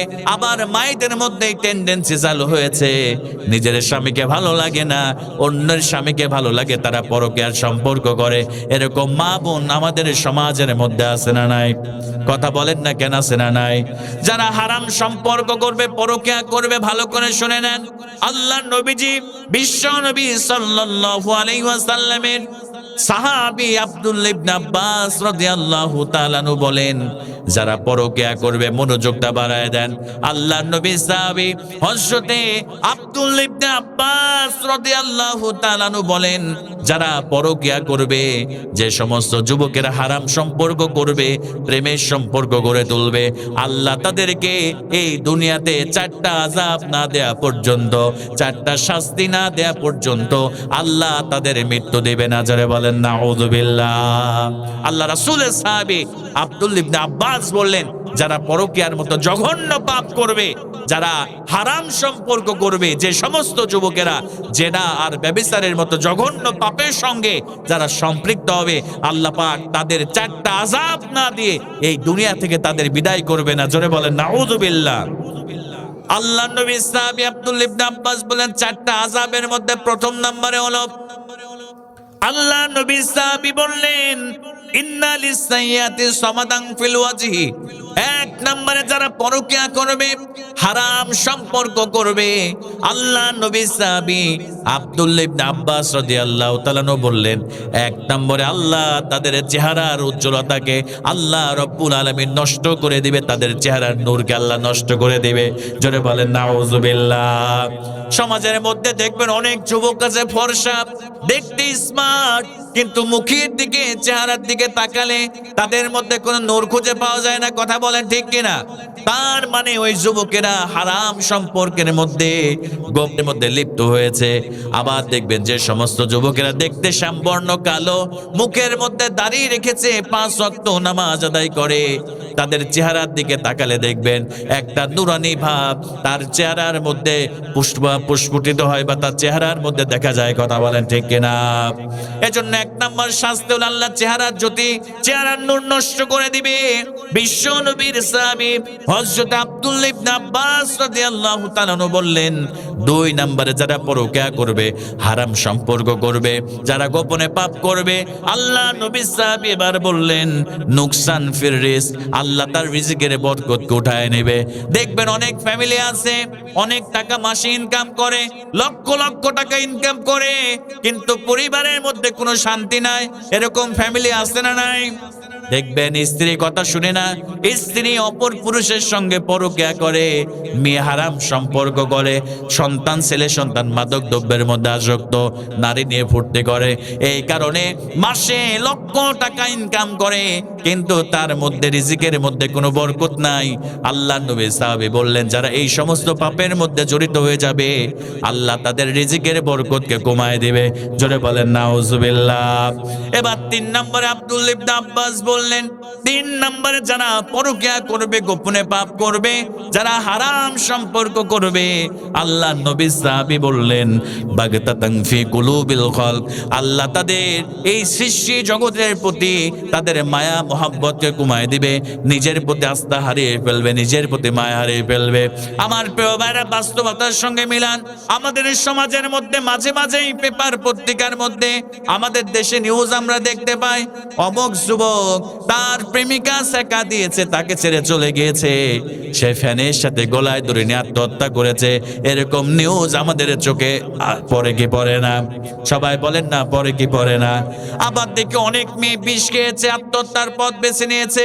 তার মানে এই হাদিসের কথার সঙ্গে আল্লাহ নবী সাহাবীর কথার সঙ্গে মিলেছে। যদি যুবক হারাম সম্পর্ক করে, পরকিয়া করে, তার নিজের প্রতি কোনো মায়া থাকবে না, মহাব্বত থাকবে না, সে আত্মহত্যার পথকে সে বেছে নেবে। জোরে বলেন নাউজুবিল্লাহ। এরবার আসেন 4 নম্বরে, খুব মারাত্মক কথা। আল্লাহ নবী সাহাবী আব্দুল্লাহ ইবনে আব্বাস রাদিয়াল্লাহু তাআলা বললেন 4 নম্বরে যারা গোপনে পাপ করবে, পরকিয়া করবে, হারাম সম্পর্ক করবে, আল্লাহ নবী সাহাবী বললেন ওয়াহানান ফিল বাদান, আল্লাহ তাদের শরীরের মধ্যে এমন একটা রোগ দিয়ে দিবে, এমন একটা অসুখ দিয়ে দিবে, যে রোগের চিকিৎসা গোটা পৃথিবীতে আপনি করলেও সেই রোগের চিকিৎসা পাবেন না, সেই রোগ আপনার কোনো ডাক্তার নির্ণয় করতে পারবে না। আল্লাহ এমন একটা রোগ দিয়ে আল্লাহ আপনাকে পাকড়াও করবে। জোরে বলেন নাউজুবিল্লাহ। এজন্য আমার মায়েরা, আমার কলিজার টুকরা যুবকেরা, আমার প্রিয় ভাইয়েরা, এই পাপের মধ্যে জঘন্যতম পাপ করবেন না, পরকীয়ার মতো জঘন্যতম অপরাধ করবেন না, জেনা ব্যভিচারের মতো অপরাধ আপনি করবেন না। আমার মায়েরা ভালো করে শুনেন, আল্লাহ নবী যে জন্য বললেন, একজন মা যদি 5 ওয়াক্ত নামাজ পড়তে পারে, রমজান মাসে রোজা করতে পারে, নিজের লজ্জা স্থানের হেফাজত করতে পারে, আর 4 নম্বরে স্বামীর ন্যায়ের আনুগত্য করতে পারে, আল্লাহ নবীজি বললেন এই 4টা আমল যদি কোনো মা বোন করতে পারে, ফালতা দুখুল মিন আইয়াবিল জান্নাতি শাদ, আল্লাহ রাব্বুল আলামিন ওই নারীর জন্য জান্নাতের 8টি দরজা খুলে দেবে, আর যে কোনো একটি দরজা দিয়ে আমার ওই মা বোন আল্লাহর জান্নাতে প্রবেশ করবে। জোরে বলেন সুবহানাল্লাহ। এজন্য আমার মায়েরা যদি জান্নাত পেতে চান, আম্মা জান খাদিজা রাদিয়াল্লাহু তাআলার সঙ্গে যদি কিয়ামতের দিন একসঙ্গে জান্নাতে যেতে চান, আমার মায়েরা বেশি বেশি করে নামাজ পড়বেন, রোজা করবেন, পর্দা করবেন, স্বামীর ন্যায়ের আনুগত্য করবেন, বেশি বেশি করে কোরআন তেলাওয়াত করবেন, কারণ কোরআনের প্রতি মহব্বত। বেশি বেশি কোরআন তেলাওয়াত করলে আল্লাহ আপনার আল্লাহ আপনার এই দুনিয়াতে সম্মান বাড়ায় দিবে, আল্লাহ পরকালেও সম্মান বৃদ্ধি করে দিবে। হযরত খাদিজা রাদিয়াল্লাহু তাআলা মায়েরা ভালো করে লক্ষ্য করেন, মনটা নরম করে দেন। আম্মা জান খাদিজা রাদিয়াল্লাহু তাআলা আনহা মাঝে মাঝে আমার নবীকে জড়িয়ে ধরে কান্না শুরু করে দিতেন, হাউমাউ করে আমার নবীজিকে জড়ায় ধরে আম্মা জান খাদিজা কান্না শুরু করে দিতেন। বিশ্বনবী সাল্লাল্লাহু আলাইহি সাল্লাম বললেন, খাদিজা কেন কান্না করো? ও খাদিজা, এত হাউমাউ করে আমাকে মাঝে মাঝে জড়িয়ে ধরে কান্না কেন করো? এবার আম্মা জান খাদিজা রাদিয়াল্লাহু তাআলা আনহা বলতেন, ইয়া রাসূলুল্লাহি, ইয়া হাবিবাল্লাহ, হুজুর আপনি মাঝে মাঝে একটা হাদিস বলেন, আপনার মুখ থেকে একটা কথা আমি শুনতে পাই মাঝে মাঝে, আপনি মাঝে মাঝে বলেন আল কবরু রাউযাতুম মিন রিয়াজিল জান্নাহ, কবরটা কারো জন্য জান্নাতের টুকরা হয়ে যাবে, আবার ওই কবরটা কারো জন্য জাহান্নামের গর্ত হয়ে যাবে। ইয়া রাসূলুল্লাহ, ইয়া হাবিবাল্লাহ, আমি খাদিজা তেমন বেশি আমল আমি করি নাই গো আল্লাহর নবীজি, আমি খাদিজা তেমন বেশি দান সদকা করি নাই, আমি খাদিজা তেমন বেশি কোরআন পড়ি নাই, আমি খাদিজা ইসলামের জন্য তেমন কিছু করি নাই। ইয়া রাসূলুল্লাহ, ইয়া হাবিবাল্লাহ, আমি জানি না ওই অন্ধকার কবরের জগৎটা আমার সঙ্গে কেমন আচরণ করবে, কবরটা কেমন হবে, আমার জন্য জান্নাতের বাগান হবে নাকি আমার জন্য জাহান্নামের গর্ত হবে। ইয়া রাসূলুল্লাহ, কখন জানি মালাকুল মউত চলে আসে, ফাইজা জা আজালুহুম লা ইস্তাখিরুনা সাআতা ওয়া লা ইস্তাকদিমুন, আমি জানি না কখন মৃত্যু চলে আসে, নির্ধারিত টাইমে মৃত্যু চলে আসবে। ইয়া রাসূলুল্লাহি, ইয়া হাবিবাল্লাহ, ওই কবরের ভয়ে আমি খাদিজা কান্না শুরু করে দিই। আমি নিজেকে কন্ট্রোল করতে পারি না। দুনিয়াতে বিপদে পড়লে আপনি আমার পাশে এসে দাঁড়ান, আমার আত্মীয় স্বজন পাশে এসে দাঁড়াবে। ইয়া রাসূলুল্লাহ, ইয়া হাবিবাল্লাহ, ওই কবরের মধ্যে যখন বিপদে পড়ে যাব, আমার টাকা কোনো কাজে আসবে না, আমার অর্থ সম্পদ, আমার টাকা পয়সা, আমার আত্মীয় কোনো কাজে আসবে না। ইয়া রাসূলুল্লাহ, ইয়া হাবিবাল্লাহ, এজন্য মাঝে মাঝে যখন কবরের কথা মনে পড়ে যায়, এজন্য আমি খাদিজা আপনাকে জড়ায় ধরে আমি নিজেকে কন্ট্রোল করতে পারি না। আমি আপনাকে জড়ায় ধরে হাউমাউ করে কান্না শুরু করে দিই। জোরে বলেন আল্লাহু আকবার। যে খাদিজা জান্নাতের সার্টিফিকেট পেয়েছে, মায়েরা ভালো করে শোনেন আমার প্রিয় ভাইয়েরা, যে খাদিজা দুনিয়াতে জান্নাতের সার্টিফিকেট পেয়েছে, আল্লাহর নবীজি জান্নাতি বলে ঘোষণা করেছে, সুবহানাল্লাহ পড়েন। শুধু তাই নয়, আল্লাহ রাব্বুল আলামিন খাদিজার উপরে, আম্মাজানের উপরে এতটা খুশি হয়ে গিয়েছে, আল্লাহর শাজিম থেকে আম্মাজান খাদিজাকে সালাম তিনি পাঠিয়ে দিয়েছেন। বিশ্বনবী সাল্লাল্লাহু আলাইহি সাল্লাম বলেন, খাদিজা তুমি চিন্তা করো না, টেনশন করো না, কবর তোমার সঙ্গে ভালো আচরণ করবে। কারণ তুমি যখন ইসলাম কবুল করেছো, আমি নবীজির সঙ্গে যখন বিবাহ বন্ধনে আবদ্ধ হয়েছো, তুমি এই কোরআনের জন্য তোমার যত জাগতিক সম্পদ ছিল, তোমার যত ব্যবসায়িক সম্পদ, তোমার যত ব্যবসায়িক দিরহাম, তোমার যত ব্যবসায়িক উট, তোমার যত খেজুর বাগান ছিল, সব সম্পদ তুমি আমি নবীজির কাছে এনেছো। ইসলামের জন্য, তুমি কোরআনের জন্য সব ব্যয় করে দিয়েছো। খাদিজা তুমি টেনশন করো না, আল্লাহ তোমার কবরকে জান্নাতের বাগান বানায় দিবে। এবার আম্মাজানের তবুও কান্না থামে না। আল্লাহ নবীজিকে বললেন, ইয়া রাসূলুল্লাহি, ইয়া হাবিবাল্লাহ, হুজুর আপনার কাছে বেশি কিছু চাই না। ইয়া রাসূলুল্লাহ, আমাকে আপনি কমিটমেন্ট দেন, কথা দেন। ইয়া রাসূলুল্লাহ, ইয়া হাবিবাল্লাহ, আপনার কাছে আমি মাত্র 3টা জিনিস চাই। সবাই বলেন কয়টা? আর একটু জোরে বলেন কয়টা? আম্মাজান খাদিজা বললেন, ইয়া রাসূলুল্লাহ, মাত্র 3টা জিনিস চাই। 1 নম্বরে কবরের মধ্যে শাস্তি আছে, ওই কবরের শাস্তি থেকে বাঁচতে পারবো না। 1 নম্বরে কবরের আযাব থেকে বাঁচার জন্য, ইয়া রাসূলুল্লাহি, ইয়া হাবিবাল্লাহ, আপনার গায়ে যে জুব্বা মুবারক আপনি পরেন, ওই জুব্বা দিয়া আমার কাফনের কাপড় আপনি বানায় দিবেন, যাতে করে আযাবের ফেরেশতা যদি আসে আর আপনার জুব্বা যদি দেখতে পায়, আমি খাদিজাকে আযাব দিবে না। ইয়া রাসূলুল্লাহি, ইয়া হাবিবাল্লাহ, আপনি কথা দেন, আপনার জুব্বা দিয়া আমি খাদিজার কাফনের কাপড় আপনি বানাবেন। জোরে বলেন আল্লাহু আকবার। বিশ্বনবী সাল্লাল্লাহু আলাইহি সাল্লাম বলেন, খাদিজা টেনশন করো না, ইসলামের জন্য সব দিয়েছো, সম্পদ দিয়েছো, টাকা দিয়েছো, খেজুর বাগান দিয়েছো, উট দিয়েছো, সব দিয়ে দিয়েছো। আর খাদিজা তুমি আমার কাছে আমার জুব্বাটা আবদার করেছো তোমার কাফনের কাপড়ের জন্য। খাদিজারে টেনশন করো না, আমি রাসূল অবশ্যই আমার জুব্বা দিয়া তোমার কাফনের কাপড় আমি রাসূল বানাই দিব। জোরে বলেন সুবহানাল্লাহ। এবার আম্মাজান খাদিজা বিশ্বনবীকে আবার বললেন, ইয়া রাসূলুল্লাহি, ইয়া হাবিবাল্লাহ, হুজুর কবরের আযাব থেকে বাঁচার জন্য 2 নম্বরে আপনি যখন আমার কবরটা খনন করবেন, ইয়া রাসূলুল্লাহ, আপনি যখন আমার কবরটা খনন করবেন, ইয়া রাসূলুল্লাহ, ইয়া হাবিবাল্লাহ, আপনি দয়া করে মায়া করে কবরের মধ্যে আপনি নামবেন। আর ওই কবরে আমাকে রাখার পূর্বে আপনি নেমে আপনার পিঠ মুবারকটা কবরের মধ্যে আপনি লাগাই দিবেন, যাতে করে আল্লাহ রাব্বুল আলামিন আপনার পিঠ মুবারক যেহেতু কবরের মধ্যে লাগবে, এর ওসিলা করে আল্লাহ আমারে মাফ করে দিবে, কবরের মধ্যে আযাব দিবে না। বিশ্বনবী সাল্লাল্লাহু আলাইহি সাল্লাম বলেন, খাদিজা টেনশন করো না, আমি তোমার 2 নম্বর ইচ্ছাও পূরণ করব। এবার আম্মাজান খাদিজা বললেন, ইয়া রাসূলুল্লাহ, ইয়া হাবিবাল্লাহ, হুজুর গো কবরের মধ্যে আপনি বলেন মানুষকে 3টা অথবা 4টা প্রশ্ন করা হবে। 1 নম্বরে মার রব্বুকা, তোমার রবকে। 2 নম্বরে মা ওমান নাবিউকা, তোমার নবীকে। 3 নম্বরে ওমান দীনুকা, তোমার দিন কি। এই 3টা প্রশ্নের জবাব যারা পারবে, 4র্থ নম্বর আরেকটা প্রশ্ন করা হবে, তুমি কোথায় থেকে উত্তরগুলো দিয়েছো? তারা বলবে আল্লাহর কোরআন থেকে। ইয়া রাসূলুল্লাহ, ইয়া হাবিবাল্লাহ, আমি খাদিজা ওই 4টা প্রশ্নের জবাব দিতে পারবো না। ইয়া রাসূলুল্লাহ, কথা দেন, আমি খাদিজার কলিজাটা ঠান্ডা করে দেন। আপনি কথা দেন গো নবী, আমি বিশ্ব নবী তোমার খবরের পাশে দাঁড়ায়া ওই 3টা অথবা 4টা প্রশ্নের জবাব আপনি নবী আমার পক্ষ থেকে দিয়ে দিবেন। জোরে বলেন সুবহানাল্লাহ। ও আমার মায়েরা, কবরের ভয় অন্তরের মধ্যে নাই। আমার প্রিয় ভাইয়েরা, কবরের ভয় অন্তরের মধ্যে নাই। নামাজ না পড়ে কেমনে করে মুসলমান তুমি ফজরের নামাজে ঘুমিয়ে থাকো, জোহরের নামাজে মসজিদে যাও না, আসরের নামাজে মসজিদে যাও না, এশার নামাজে মসজিদে যাও না, মাগরিবের নামাজে মসজিদে যাও না।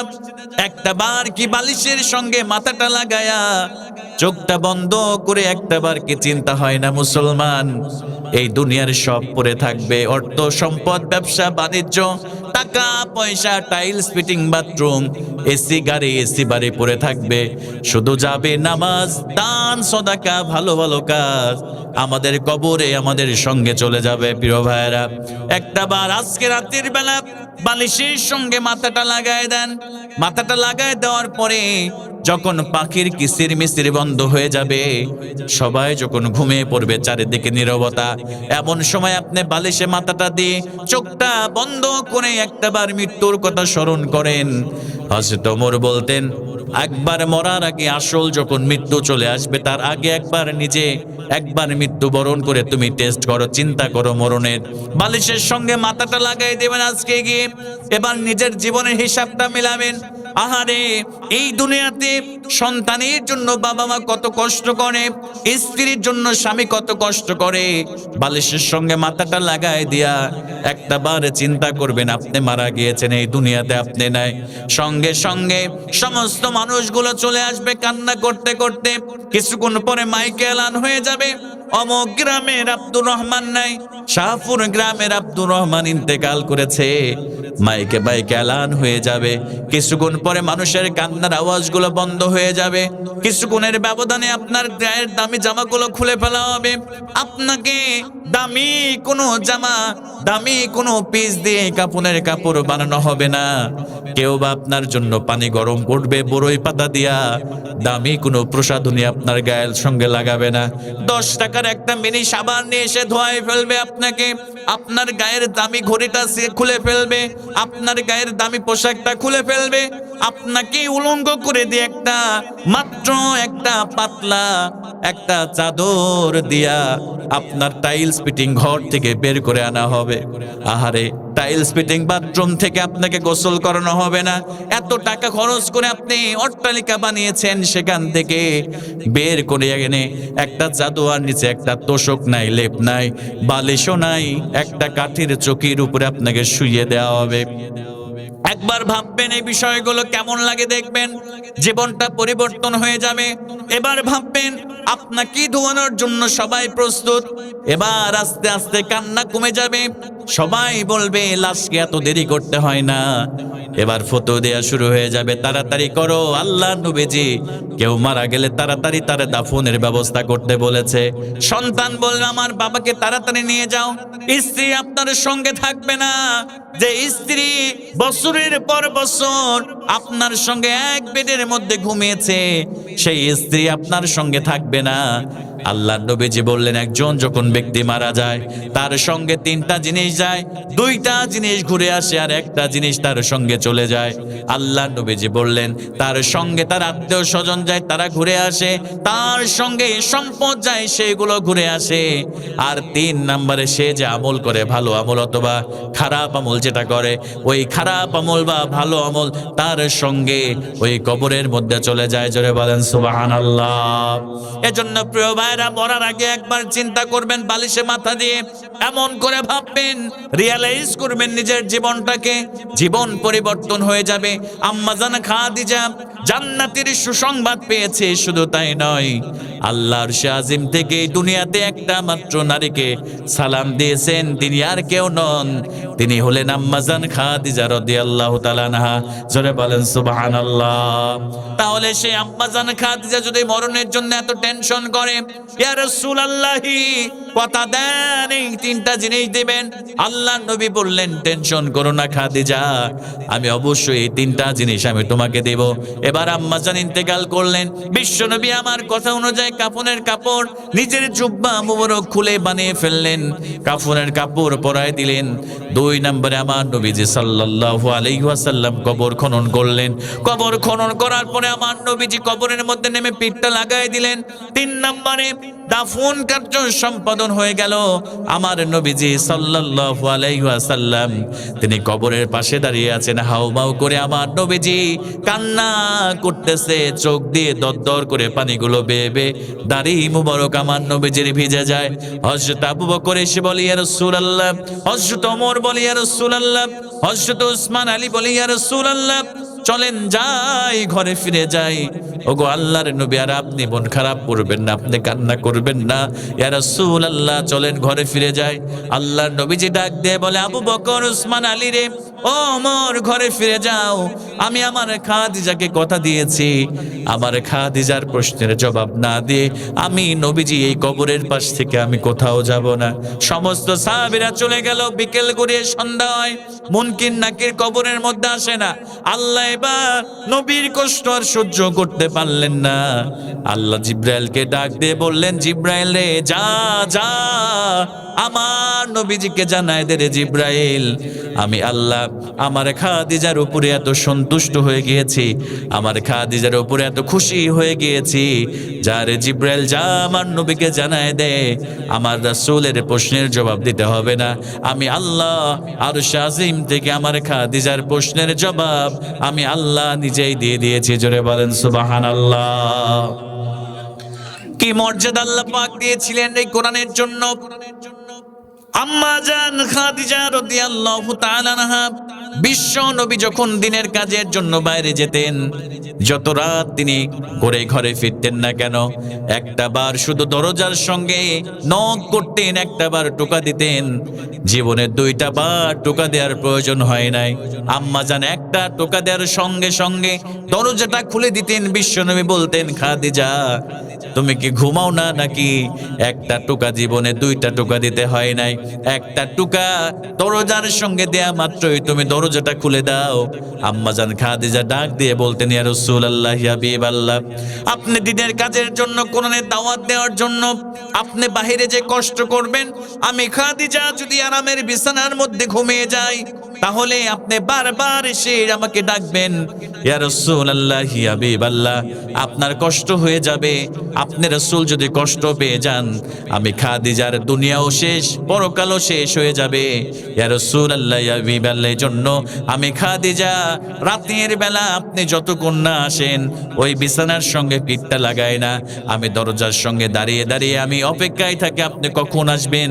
আর আপনি এসে যখন একটা টোকা আপনি দিয়ে দেন, ইয়া রাসূলুল্লাহ, আমি সঙ্গে সঙ্গে ওই দরজাটা আমি খুলে দিই। জোরে বলেন সুবহানাল্লাহ।